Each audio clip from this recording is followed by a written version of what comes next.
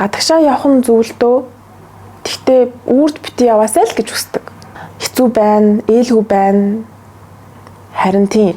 Гэхдээ энийг бид нар л өөрчилж чаддаг шүү дээ. Тийм үстэй. Яг хин өөрчлөх юм. Яг хинд итгээд зүгээр л Facebook дээр нэг пост бичээл суух биш те. Намайг намун гэдэг.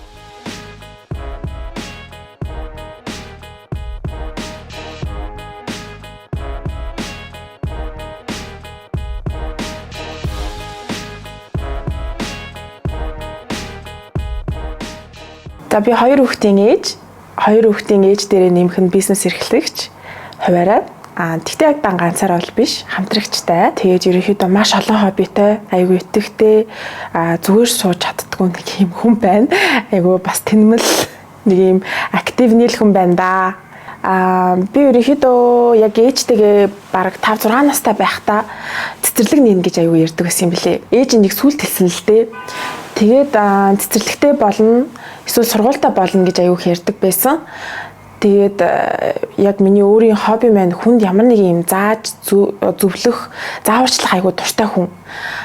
Тэгээд яг их сургуулаа төгсчөөд ерөнхийдөө яг юу хийх вэ гэдэг нэг мөч төр ирдэг штэ тий. Яг би юу хийх ёстой юм бэ? Би энэ дэлхий дээр яах гэж ирсэн юм бэ гэдэг асуудлуудтай амар тулгарсан л да. За тэгж байгаа л гинт нэг өдөр бодол орж ирдэг юм байлээ л дээ. За ер нь би яагаад сургалтын төвтэй болж болтгүй юм бэ гэд.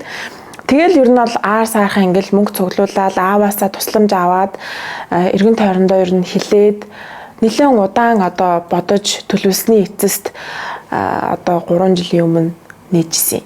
За тэгээд сургалтын төвөө нээгээд бизнес эрхлэгч болоод эмэгтэй хүн ер нь бол яг нэлээд олон одоо шалгууруудтай тулдаг юм байлээ. Үл тоомсорлогдох, дээрлэхүүлэх тий. За бас өөрийн туршлагагүйгээс алдах, жоохон одоо орлогоосоо зардал нийлдэг байх ч гэдэг юм уу юмнууд бол зөндөө байсан. За тэгэж авч аваад нэлээд тогтворжоод ирэх үед нь би өөрийнхөө бас нэгэн хобби болох, ер нь хумс янзлах, сормоос хийлгэх тий. Өөрөө бас хийх дуртай байхгүй юу? Тэгээд өөрийнхөө хобби дуртай зүйлийг бизнес руу бас дахин хөрвүүлэх одоо санаа төрөөд за тэгээд салоноо жилийн өмнө нээсэн л дээ. Ер нь бол яг тийм амар том супер биш ч гэсэн миний хувьд бол яг миний аз жаргалтай одоо локейшнуудын нэг л дээ. Тэгж л эхэлж байсан энэ хоёр газар маань бол. Миний бодлоор зүгээр дөнгөж бизнес эхэлж байгаа стартап тийм ээ одоо над шиг одоо 0-оос эхэлж байгаа хүмүүс зориулаад эхний 1-2 жилийн хөнгөлөлт ч юм уу те эсвэл төр хөнгөлөлт байж болно. Дараа нь хөлөө олоод ирэхээр одоо юу гэдэг эргэн төлөх нөхцөлтөөр гэрээ идэх ч юм уу те. Иймэрхүү байдлаар бас хөнгөлж өгвөл айгүй зүгээр. Яг хүнээс бол мөнгө зээлж төлж үзээгүй. Гэхдээ өөрөө бол ямар ч ашиг цалин авахгүйгээр одоо хүүхдийн цэцэрлэгийн мөнгөөж төлөх мөнгөгүй болж ер нь үдчихэл байлаа. Тиймэрхүү үе хүртлээ одоо ингээл тооцоонуудаа төлөөл ер нь бол явж исэн. Тэгэхээр яг тийм байж болдог юм болов уу гэж би боддог. Бусдаараа гэх юм бол яг бас ажилд орж байгаа залуучууд маань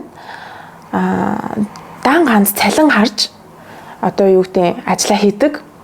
Одоо чадвар нь сайн ч гэсэн яг хангалттай тэрийг гаргахгүй, үр дүн гаргахгүй, гүйцэтгэл одоо муу ээжиж ажил олгогчоос ялангуяа одоо хуваарь бизнес эрхэлж байгаа хүнийг аюух одоо дарамталдаг гэх юм уу? Тэрийг гэхдээ одоо яг үгээр биш ч гэсэн айгу үйлдэлээрээ тий хоцордог, сэтгэлгүй байдаг ч юм уу. Тэгэл эн чинь яг боловсролын одоо салбар учраас амар хариуцлагагүй зангууд гаргадаг. Тэр талаасаа бас ер нь жоохон хэцүү дүү байдаг. Тийм хүнээ тогтоох гэдэг нь надаас бус бас нөгөө хүний одоо хүмүүжил төсвөр төвчээр одоо хэлсэн үгэндээ эзэн байдаг гэдгээс амар шалтгаалж байгаа. За тэгэл ер нь бол би хийх зүйлийг зүгээр яг хүмүүжлтэй л холбоотой. Яг хувийн хүмүүжил, хүний зан характер. За тийм тухайн байгууллагыг одоо ажиллуулж байгаа жишээлбэл би те миний характер болон ажиллаж байгаа хүн хоёрын характер зөрөхөд л ерөнхийдөө бол ажлын байран дээр тэр хүмүүс бас тогтохгүй байгаа. За яг гадагшаа явах зүйлдөө гэхдээ үрд биш.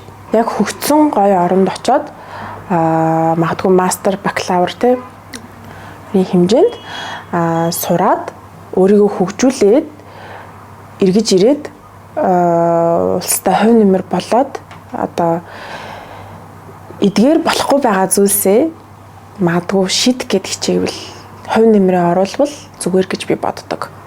Тийм учраас би Монголд амьдардаг. Энэ олон сурагч, энэ олон миний одоо шавнар гэдэг юм да. Бид нар шавнар маань одоо ойлгоосой, мэдээсэй, Монголдо эргэж ирээд ингээд хувь нэмрээ оруулдаг хүн байгаасай гэсэн үднээс би энэ ажлыг хийдэг байхгүй юу? Тэгэнгүүт гадагшаа явах зүйлдөө тэгтээ үрд бити яваасай л гэж хүсдэг. Яг эргээд Монголдо ирээл амар хувь нэмэртэй хүн байгаасай, мэдээж түгжирч ийн хэцүү байна, ээлгүй байна. Харин тийм. Тэгтээ энийг бид нар л өөрчилж чаддаг шүү дээ. Тийм үстэй. Яг хин өөрчлөх юм. Яг хинд итгээд зүгээр л Facebook дээр нэг пост бичээл суух биш те. Ядаж come on guys гараад хүүхдийн талбайг бөөндөө цэвэрлээд үзье л та те. Бөөндөө уулна яг амар гоё ив нэгдэлтэй байгаад гоё хичээгээд жижигнээс эхлүүлээд хийвэл Монголдо амьдрах нь би бас айгу таатай боломжоор дүүрэн гэж бодож байгаа. Яг бизнесийн хувьд гэх юм бол зүгээр яг бизнес болон одоо хувийнхаа хувьд альва зүйлийг хойшин тавих байхыг л хичээдэг. Би яг хойшин тавьдаг байсаасаа болж айгүй их юм алдсан. Бусдаараа тийм амар супер тийм юм ноу хав надад байхгүй. Яг тухайн үед л өөрийнхөө хийх ёстой юмыг хийгээл тэгээд яг үнэнч байх бол хосын харилцаа, гэр бүлийн харилцаа, ажлын харилцаа бүх харилцаан дээр үнэнч байхыг би ер нь бол эрхэмлдэг. Би үнэнч одоо гэдэг нь одоо нэг хуурсандаа биш жижигхэн худлаа ярьцдаг байснаасаа болж бас амар олон хүний итгэлийг алдчихсан юм шиг санагддаг. Тухайн үеийн нөгөө нэг comfortable тэ тухтай байх мөчөө бодоод жижигхэн худлаа ярьцдаг байсан юмудаа бас байлсан. Яг энэ хоёрыг л хийгээл яваад байгаа. Өөр нэг супер юм байхгүй. Хоёр хүүхэдтэй л хамгийн их цаг завыг гаргахыг хүсдэг хүмүүс л болон одоо зүгээр л одоо юу гэдэг юм орон байр идэх уух юм хичээлийн хэрэгсэл нь байгаад хангалтгүй шүү тий хүүхдтэйгээ зохицоод байхгүй ярилцах хэрэгтэй, ойлголцох хэрэгтэй, дуртай зүйлийг мэддэг байх хэрэгтэй тий ямар кинонд дуртай байна, ямар одоо баатарт дуртай байна гэдгийг хамгийн түрүүнд мэдэж хүүхдүүдэд ойлгож амьдрах маань миний хамгийн том одоо баримталдаг зүйл. За тэрний дараагаар бол одоо энэ бизнес одоо юу гэдэг хувь хүний карьер нөхөр тэгээд гэр бүл одоо аав ээж найзууд ордог. Хамгийн түрүүнд хүүхдүүд маань орж байгаа.